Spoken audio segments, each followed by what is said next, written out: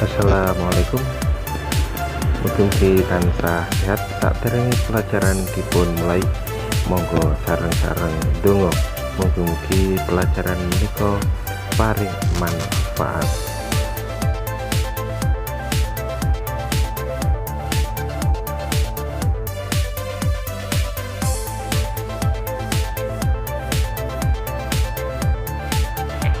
Jenisé tembung basa Jawa. Nggih, jenisé tembung basa Jawa enten sedasa. Ingkang sepindah inggih punika tembung aran, kalih tembung kriya, 3 tembung kaanan, sekawang tembung keterangan, gangsal tembung sesulih, 6 tembung wilangan, panggandeng, ancer-ancer, panyelah lan pungkasan panyeru.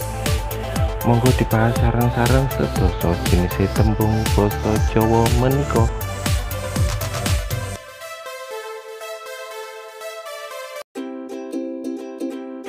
Ingkang dibahas pindah inggih punika tembung aran. Menapa basa Indonesianipun kata benda, tembung kang mratelake barang utawa apa wae sing dianggep barang. Tuladhane enten kalih jenis. Ingkang sepindah tembung aran sing katon utawa konkret, contone tentara, kucing, jambu. Tembung aran sing ora katon utawa abstrak, contone kapinteran, katresnan lan ngilmu. Lanjut ingkang kalih inggih punika tembung kriya utawa kata kerja. Tembung sing mratelake tandang gawe lan lumakune kahanan. Tuladhane enten kalih tembung kriya tanduk, mangan, maca, nulis, ngarang. Tembung kriya tanggap, dipangan, dak gawa, kok, tuku. Niku tuladhane tembung kriya. Monggo lanjut ingkang nomor 3. Tembung kaanan utawa kata sifat. Tembung kaanan utawa kata sifat punika inggih tembung kang mratelake kahanan utawa watak sawijining barang utawa bak. Tuladhane drengki, serai, sugih, pinter lan sapiturute. Lajeng nomor sekawan tembung katrangan utawa kata keterangan basa Indonesianipun.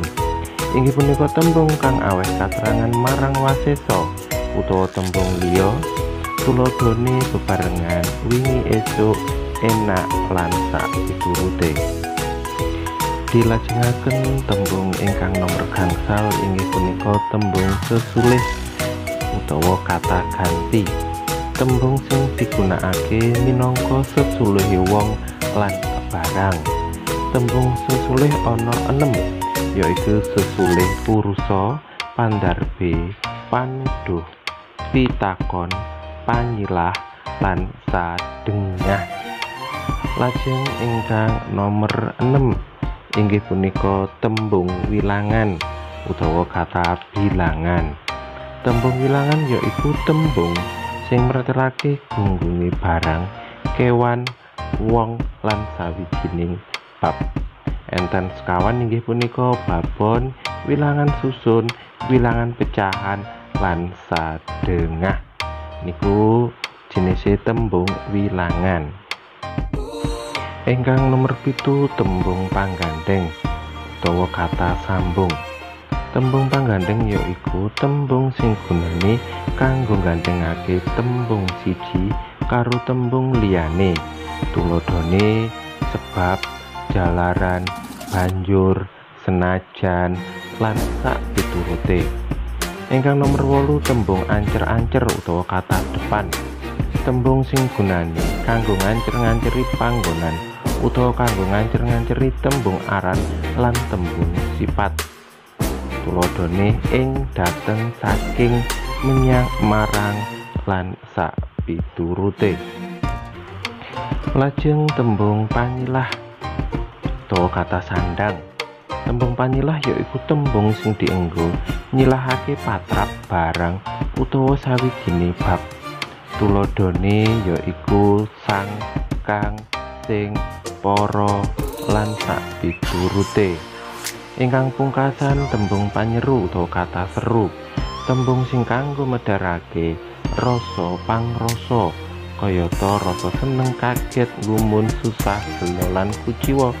Tuladhane aduh, hah, wah, hore, syukur lan sak piturute. Niku wau sedasa jinise tembung. Mugi-mugi panjenengan sami tansah saged nderami pembelajaran wau. Matur suwun. Wassalamualaikum warahmatullahi wabarakatuh.